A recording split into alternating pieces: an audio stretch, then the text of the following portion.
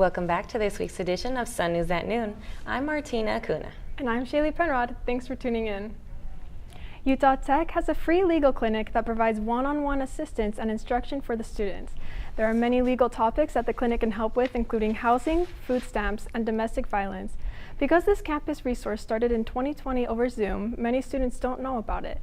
Legal coordinator Serena Cervantes says the main reason for the legal clinic starting was to help students with legal advice, since many were asking the Dean of Students for legal advice. Also, it is another way for aspiring law school students to start working and learn more about the world of law and pro bono work. If you are interested or in need of legal services, scan the QR code below. A new semester is coming, which means new students are too. Incoming freshmen will just be starting school and might not know how to have the best experience at college.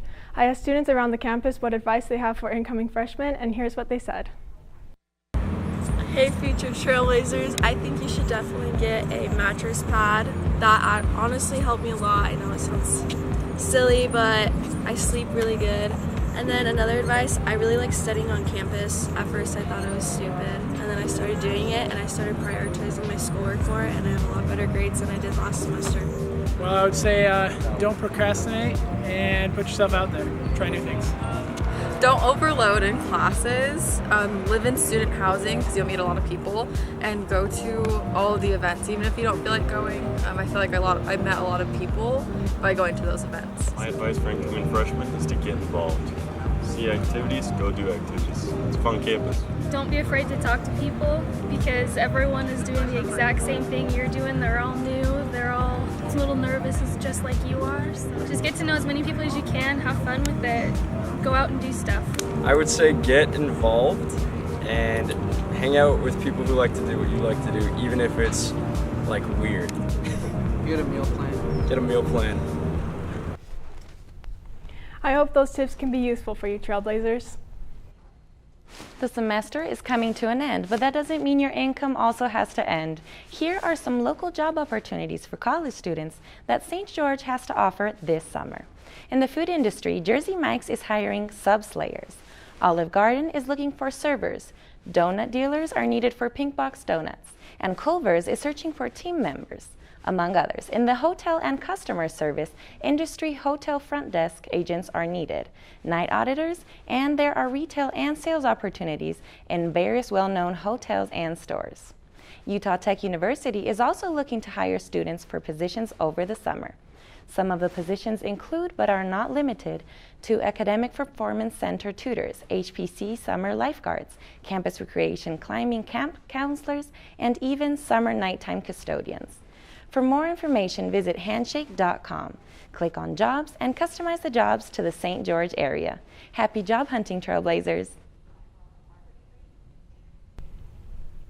Utah Tech has over 60 clubs on campus, but Sun News Daily's editor-in-chief highlighted one of the newer ones on campus. Here is Sydney Johnson with more. Hi, I'm Ian. Hi, I'm Andy. Hi, my name is Brandon. Hi, I'm Ella. Hello, Utah Tech. I am Maddox Jensen. And I am the founder and president of the Club of Diverse Minds. I'm the secretary of the Club of Diverse Minds. I am a member of the Club of Diverse Minds. And I'm part of the Club of Diverse Minds. I'm part of the Club of Diverse Minds. This week, I got to learn more about the Club of Diverse Minds, which is a club that focuses on neurodiversity among Utah Tech students. I sat down with club president and founder Ian to find out more about the club. I also interviewed a couple of club members, and here's what they said. The name of my club is Club of Diverse Minds, and we are a neurodiversity club here on campus. We are actually Utah Tech's first and original neurodiversity club. I love this club because it creates a safe space for neurodiverse people. It's a place that we can come and hang out with like-minded individuals and just have fun without the pressures of stressful social interactions. For Utah Tech as a whole, it just kind of says like, hey, we're here and that's okay, and you have like a safe place for people with neurodiverse minds. I'd say it's just a good way to socialize with people. I mean, some of us all have that like interesting, just stay at home a lot, so it's or stuck with homework or whatever it is, so it's nice just to get out and have a good place to socialize and all that.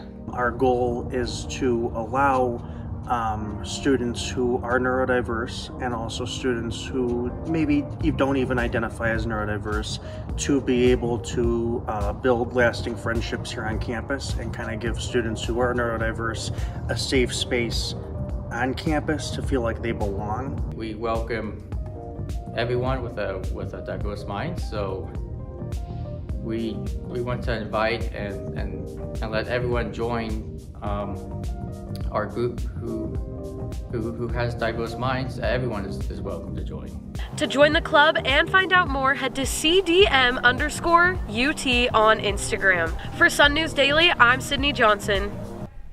Thanks, Sydney, for sharing one of the many clubs we have here on campus. For a list of other clubs on campus, scan the QR code below. Out-of-state Utah Tech students shared some of the culture shocks they faced when living in Utah for the first time. Here is Taylor Taft with more. 19% of students at Utah Tech are out of state, with more than 190 of them being international students. I asked some of these students if they've experienced any culture shock since moving to Utah. Have they gotten used to it? And if so, do they have any advice for other students who might be experiencing the same thing? Here's what they said. Lack of barbecue places. No good brisket. Nothing. Probably dating. Well, double dates are a huge thing here. So in Georgia, people always greet each other. You could be walking your dog. You don't know the person. You wave to them. So a lot of waves, a lot of conversations in elevators. Not in Utah. The dress here, people dress differently. Big hats. Boys don't wear socks here, or maybe they do and I just don't see them. Photography is a big thing, I think, more here than in the South. People are married a lot younger here and having like a lot of kids at a younger age. Soda shops everywhere. Forget coffee, it's all about soda. I've gotten used to it in some things and I haven't gotten used to it in some things. Yes to like dating, got married, obviously fit right in there. The elevator thing, the social thing, no, I'm still that person who tries to talk to people in the elevator. My advice to other out-of-state students is go to Fizz and get a pepper latte. Don't date boys who don't wear socks. So the first time when I moved to Utah, the first culture shock for me was that people were like really religious here. One time that happened for me when I was talking to a person, I invited them to have a coffee, and the person was like religious here in Utah, so they said like, oh, I don't drink coffee, so it was like surprising for me. I also have friends who are members of LDS Church, so they're pretty cool as well, and it's pretty fun to talk with them and get a different aspect of the culture as well. And yeah, I appreciate them. So it's pretty fun to meet with different backgrounds and cultures and definitely religions too. I think like one tip to get around this, find common interests with people and just get to know each other. And after that, think whether you should invite them for coffee or something else.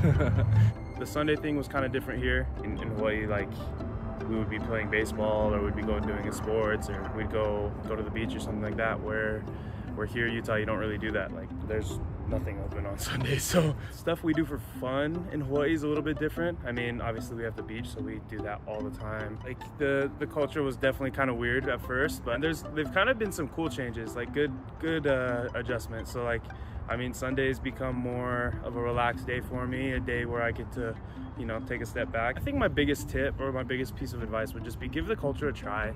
It is a weird culture for sure. Like, it might not be the exact same fun you're used to when you're growing up, but like, you're gonna find a lot of good people and good friends if you just kind of give it a shot.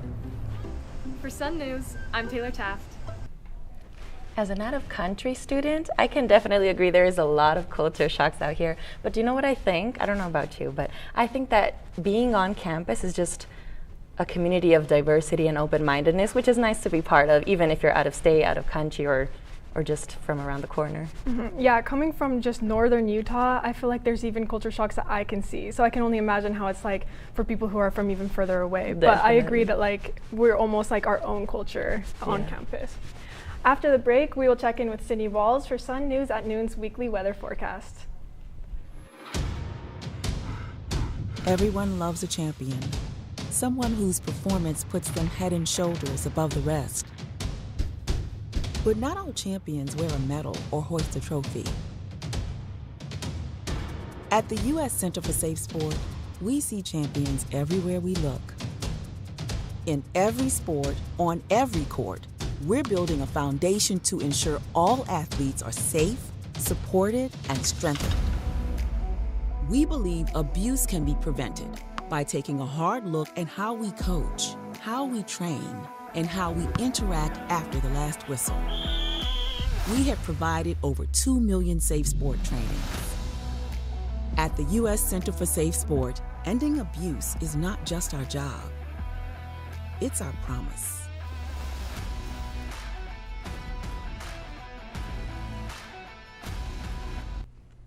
Happy Thursday, Trailblazers. Let's take a look at this nice upcoming weather. Friday and Saturday, we see full sunshine, sunny with a few afternoon clouds on Sunday. Temps starting in the 70s Friday and climbing to the low 80s for Sunday. Partly cloudy conditions Monday, making way for mostly sunny skies Tuesday through Thursday. Temps are staying in the 80s Monday, then dropping to those beautiful 70-degree temps for Tuesday through Thursday. So excited to finally see temps in the 70s and 80s. With warmer weather comes allergies. I'm sure you've noticed the green buds popping up on the trees. And with tree pollen as the biggest offender, well, that could be causing your allergies. We can see allergies hitting that high range Friday through Monday. Spring allergies here in St. George typically last until the end of May. Wind can carry some pollen, such as tree pollen, up to 2,000 feet. If you are someone who really struggles with seasonal allergies, staying indoors, especially on windy days, can help alleviate symptoms. After the break, we will check in with Zoe Hansen for our Trailblazer Athletics.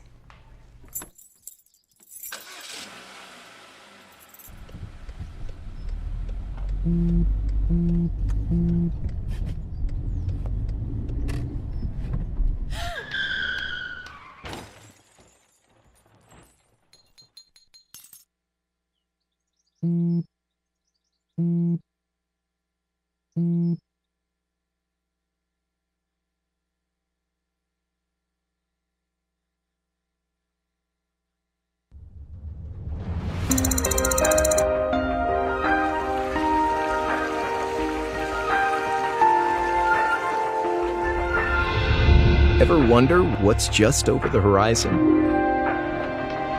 You should.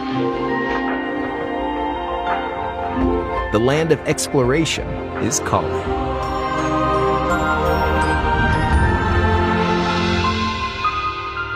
Rise to it. Welcome back, Trailblazers. Let's dive in. We have seen how the Utah Tech softball team has started out the season strong, but with these stats, there's no doubt that the team is ranked first in the conference. After a 3-game series at home against Seattle University, ranked 4th, the team earned its way to the top. The Blazers are now sitting at an overall 24-13 record and a WAC 9-3 record. Starting out the 2023 season, the team was picked number 8 in the WAC preseason coaches polls, which also resulted in 2 Trailblazers selected in the WAC preseason all-conference team, Hannah Eubanks and Shay Clemens. Both athletes are ones to look out for. Eubanks led the team last year with 142 plate appearances, 27 runs, 18 RBIs, and many more impressive records.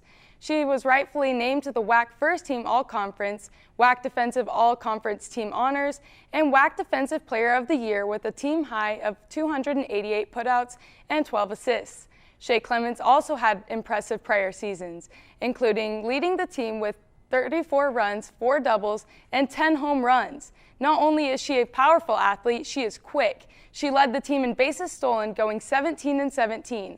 Along with Eubanks, Clemens was also named to the WAC First Team All-Conference. You can watch these 2 dominant players next Friday and Saturday at the Carl Brooks Field. Now for a quick recap on baseball. The Trailblazers stand low in the WAC with 3 wins and 9 losses, and an overall 8 wins and 23 losses. The team will be back at home at the Bruce Hurst Field battling it out against Sam Houston State tomorrow, so make sure to go cheer on your Blazers with the Stampede at 6:05 p.m. Let's switch gears. As most of us know, it's always golfing season in St. George, but the golf 2022-2023 season is coming to an end. The men's team just finished the UC Santa Barbara Collegiate Invitational. This was a 12-team tournament, 54-hole par 72 event. The lineup consisted of 2 seniors, Davis Heslington and Tyler Jones, and 3 freshmen, Zach Feltz, Parker Reese, and Maddox Vincent. The team placed 7th overall, but individually, Jones got his first top 3 finish, leading the Trailblazers with 1 over par. Heslington finished with 8 over par, Vincent with 9 over par, Feltz at 15 over par, and Reese at 17 over par. Let's look at what the rest of the season looks like and the achievements so far.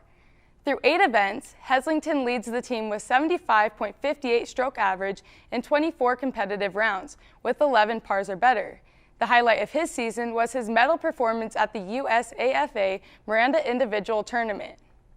Feltz follows in second with 73.21 stroke average in 24 rounds, with 8 pars or better.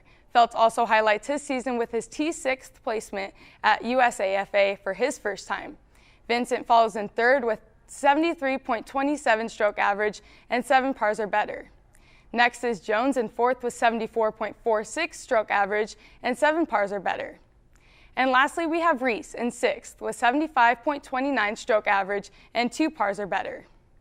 The Trailblazers will enjoy a nice long break, then will compete in the Ping BYU Cougar Classic at the Riverside Country Club in Provo, April 21st and 22nd.